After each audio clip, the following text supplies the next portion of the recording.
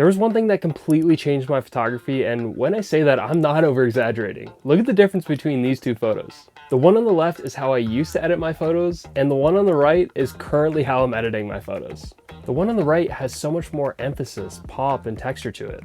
But what's the difference between these two images? The more pleasing image included the use of masks. There's a real art to using masks because if you go overboard, you could quickly ruin an image. So let's walk through the process of how we can use masks effectively so that we can make the impact that we want and leave behind distractions. Masks are primarily used for one reason, and that's to draw a viewer's attention to a particular place in an image that you want them to look. The mark of an effective image is when a viewer knows exactly where they should be looking when they see your image. The use of masks will definitely enhance the overall aesthetic of an image, but when used properly, it'll unknowingly guide a viewer's attention to a place in an image where you want them to be looking. Even though taking an image from this to this looks drastic, it's those subtle changes that make all the difference. Let's jump into Lightroom and I'll share with you the secrets to creating next level edits with masks. Okay, so once I have my image in a place where I'm really happy in terms of the edit, my process to decide what mask I want to use first is going to be based off of my outside in approach. What that means is I'll start shaping the outsides of my frame and then work it in the middle of the frame. On the outer parts of my frame, I'm either going to be using a linear gradient or a radial gradient mask. The use of these masks is either to lower the brightness or to raise the highlights. In this image specifically though, I'm going to grab a linear gradient mask and bring it up from the bottom and then lower the brightness. Okay, so when we go into our image here, my first thoughts are immediately going to go to a linear gradient mask, and we're going to start from the bottom up. So you're going to see this red line that comes up here, and that red showcases the mask of the parts in which is going to affect your image. So let's say, for example, I'm just going to lower the exposure. Only the parts that are going to be affected are going to be within that red mask, and you'll notice that it'll go away here once we start doing adjustments. So if you want to see what's being affected again, all you have to do is hover over the center point and it's going to show up again. So what I'm going to do is just reset that. And so the closer you get with these lines here, the more harsh that break is going to be between where that adjustment starts and where it ends. So when I grab this red dot here and pull that down, you'll see that the red becomes more translucent, which means that this is starting to feather out. So the adjustments that we're doing to our image are going to be feathered out a lot more, which is going to be more pleasing to our overall image. So you'll notice that you can't see the red dot in the lower part of the mask. So what you can do is just zoom out here and you're going to see this again. So you can pull that down if you want to feather it out more. Generally, I like to feather it out a lot. So I'm going to basically just start at this point, keep it really feathered, and then just adjust how intense I want the feather to be or how far out I want the feather to be. So generally where I'm starting is with the exposure. So I'm going to be bringing down the exposure, and my objective is to make this look as though it's part of the image, as though it's part of a shadow. And like you can see here, if we zoom in this part of my image, you're gonna see this little hump here in the snow. And so there's a shadow being created there. And so we just want to make this bottom part look as though it's also a shadow, but we need to do it in a really seamless way. So when I lower the exposure, it's not too noticeable, but when I take this off and then apply it again, you can see just what it's doing. So off and on again. So you can see that just with this subtle adjustment, you're making a big difference here. Where I'm gonna go from here is I think that we can take that down a little bit more. So I'm going to bring down the whites, bring down the blacks, bring down the exposure a little bit more. So now we're really creating a lot more depth in the foreground. Now where it stands right now, I like to just kind of move my adjustment out and in just to see kind of where that balancing point is, where it's going to be too much or where it's going to make sense. And all of this is based off of believability.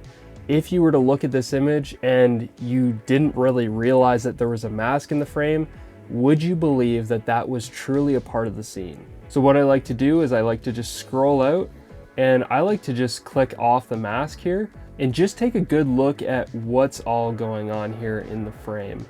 And so right now I feel like this is believable enough. I'm noticing that my mask is applying a little bit more of a dark spot in the bottom left corner of the frame. And so what I'm gonna do is I'm gonna grab my mask turn it out a little bit to the right here, just so that it's an even blend. So to each corner to corner, are they the same darkness? And right about there, the mask is sitting a little bit off kilter and it's okay. So if you get to a point where you're deepening the bottom of the frame and you're just not sure if it's overboard, what I would recommend is go too far and then bring it back and see the difference between the two. And then your eye will adjust to what's too much, too little, and it'll kind of meet in the middle. So for example, I could just bring down this exposure a little bit more. That might be a little bit too much, but this could also be believable because this could technically be a hill here. So it could be motivated to the overall environment. So, you know, we could bring it out or bring it up. So that obviously is just too far. It's just taking my attention away from this, and it's just too black in my opinion. So what I'm gonna do is bring it down, feather it out. And in my opinion, I would say that that's good. A lot of this is subjective, but you're gonna start to feel out what is believable. And a lot of what makes a mask believable is what's motivating it in the frame. Like, is the sun really harsh so it makes sense to have those really crushed shadows? Or is the image really soft and it doesn't make sense to have those crushed shadows? Okay, and so for an extra little flare here, I'm actually going to bring the temperature down just because it's a winter scene and I wanna make that look like it was really cold, that shadow there. Because if I go back, you can see that it's warm. And so I'm just gonna cool that off just a little bit here. Okay, so let's look at before and after. Before and after. So there's a really gradual fade towards our rider, and it's drawing less attention from the bottom of our frame towards our rider. Okay, so what I also like to do is I like to deepen the sky as well, just to draw a little bit less attention and bring that focus right to my subject. So I'm gonna grab another linear gradient mask here. I'm gonna really feather this one out, really feather it out. Up from the top of the sky, and the sun is motivating from the right side. So I'm actually gonna use a radial gradient in from the right to emphasize the light coming from the sun. So we're just gonna tilt it more towards the left here. And because the sun is actually creating more light here, the left side of our frame is just naturally gonna be darker. So we don't wanna go too much, but we're just gonna slightly lower it a little bit. So we're gonna go into our mask here, lower the exposure ever so slightly, really bring it down into our frame here. I'm going to turn that off, turn it on, off, and on. And I feel like that is just subtle enough. Turn it in a little bit to my sun. And I would say that that's good enough. It's always great to look at what you did before and then after. And generally you can pick up if you went too far or maybe you just haven't done enough to create the impact and the difference that you really want your image. So this is a really great way to do that. Do really slow incremental steps. Take a look with everything off and then on, and then kind of analyze where you'd like to make those changes. So right now, our subject is really lost in those shadows. So what I'm gonna do is I'm gonna grab a subject selection here, and you'll notice that it grabbed a bunch of different parts of the frame. It usually does a pretty good job, but this is a really great example because I can show you guys how we can kind of clean this up. So it doesn't have to necessarily be perfect, especially when my subject is out so far. But what I'm going to do is come over to my mask again. I'm going to hit this subtract below this mask. I'm gonna hit that, and then I'm gonna go to the brush here that says subtract on the right side of the brush. And now we can control this brush with the size here. We can do the feather, we can do the flow. The flow basically is just how much is affecting it. So if you have a very low flow, then when you click this, not much is going to be extracted from that. But if we want to have a lot extracted, I'm just gonna raise the flow, and you see that instantly that red's gone. Okay, so I'm just gonna lower the size of my brush and just do a rough paint to try and get rid of this red around my subject here, of the parts that I don't want it to affect, like the snow. And I'm just gonna bring that up. Just do a really quick paint job around my subject, Okay, so now that we have all these parts subtracted, now what we can do is I'm just going to zoom in a little bit here, and I'm going to start by bringing up my exposure so I can start to see my subject more. Now there is a point in which we can go too much. So I usually like to go too much and then dial it back. So about this point here, we're not getting to a place where it's unrealistic. Like I said, it needs to be motivated enough. So if we went up to this point, it's just too bright. It's washing out the snowmobile, it's washing out my rider, it's just unrealistic. So what I'm gonna do is I'm just gonna dial that back ever so slightly. And you might be saying, okay, well, we're losing a lot of detail in those shadows, and yes, we are, but what we're gonna do is we're gonna raise those shadows up, bring a little bit more information back. I'm gonna lower that exposure again. We're gonna bring up the contrast, and then we're gonna go down below this curves, and we're gonna see clarity here. So we're gonna boost the clarity. I'm gonna go at about 15. Now that we have a lot more contrast on our subject, I'm just gonna raise the shadows up a little bit more, ever so slightly. So generally the places I'm dealing with are the exposure, the contrast, the shadows, and oftentimes I'll either lower the highlights and the whites, most times because when you bring up the exposure, you're gonna get those highlights that are hitting your subject that might peak a little bit. So you wanna bring those down just to keep your levels very neutral. So let's turn this off here, and on, off, and on. And let's go from a wide view here, off, and on. As of right now, I'm noticing that this matches really great with the snow in behind my rider. So the rider's brightness matches the brightness of the snow in behind. It's not overdone and it's not underdone. So I feel like this is a good match for what the brightness level is of the overall image in behind my rider. So I'm gonna zoom out here. Let's turn all of our masks off and on. That's crazy. Look at the difference already. That's amazing. Off and on.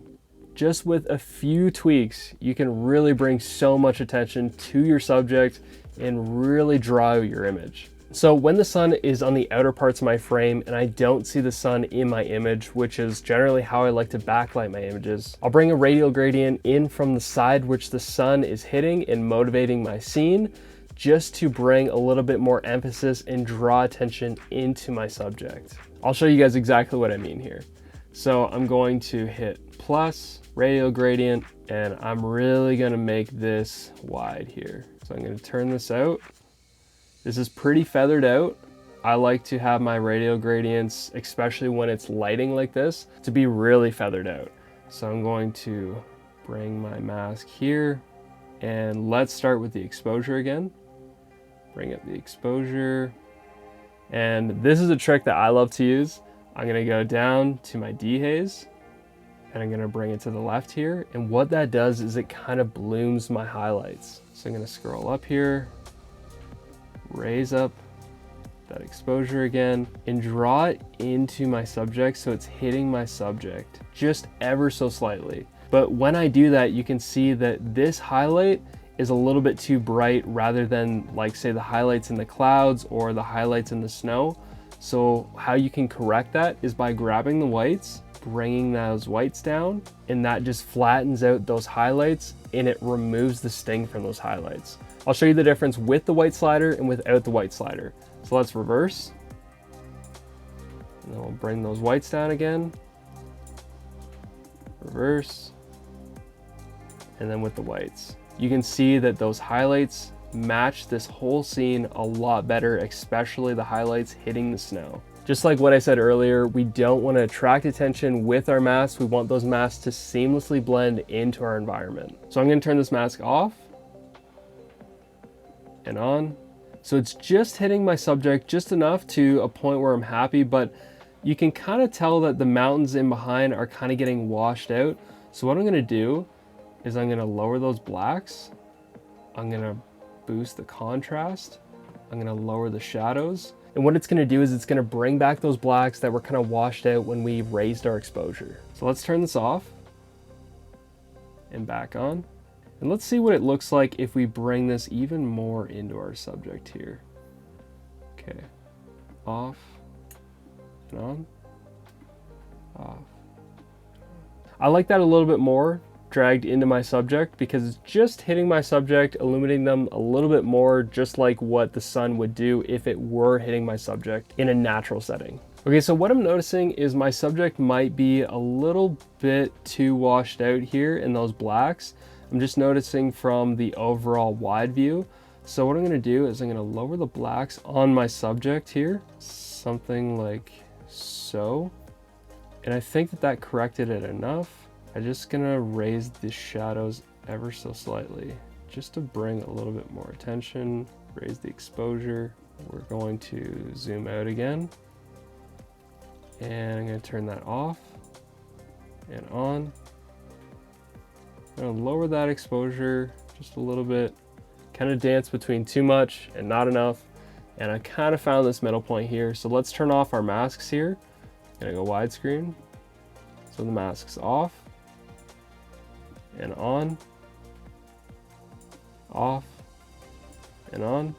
So I'm really happy with this, and I feel like this really motivates my scene to emphasize more light, draw less attention to the outer parts of my frame because they were darkened, and it points more attention to my subject. Okay, let's change things up and get a completely different environment so you can get another example. Okay, so this image is a completely different time of day, different type of environment, different season. So I'm gonna show you exactly how I go about making my subject stand out even more from the scene. Okay, so we're gonna go into our masks, and the first things first, we're gonna go linear gradient, and I'm gonna pull in from the bottom of my scene in towards my subject, really feather that out, and I'm gonna pull that mask down.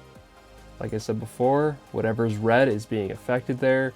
So now what I'm gonna do is I'm going to lower the exposure here. And I don't wanna go too much.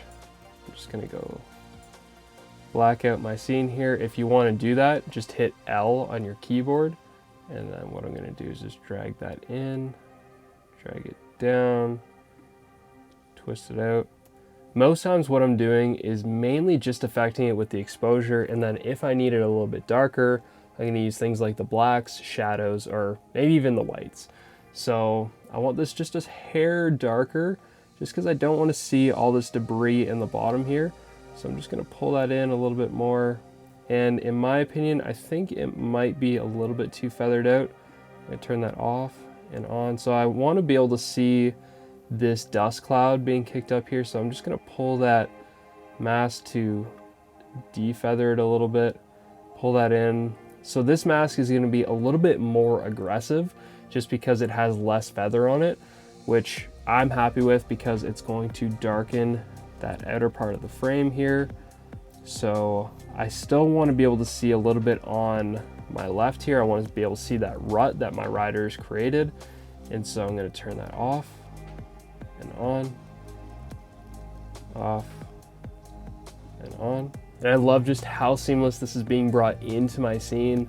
And this is definitely motivated from my environment because the sun is harsh, but this would definitely be in shadow. As you can see, it already was in shadow, but we're just emphasizing it that much more. So not always am I going to be bringing a linear gradient from the top of my scene to darken the sky or even brighten the sky. Sometimes all you really need is one mask on the outer part of your scene just to direct a viewer's attention to that center frame. So what I'm going to do is I'm going to add a subject selection here. It's going to select my subject. Pulled a really clean subject selection mask there. That's really good. So what I'm going to do is I'm just going to raise up my subject with the exposure. I don't want them getting too lost. I'm going to come down to the bottom. I'll usually raise the exposure and then come down to the clarity because the clarity really gives pop to my subject. So I'm going to boost my clarity a little bit here. Usually only at around like 10 or lower. And I'll kind of keep that as like a starting base. And then I'm going to go up to my contrast, raise the contrast, lower the blacks here, raise the shadows. Okay, so what I'm noticing is that these colors are starting to get washed out here.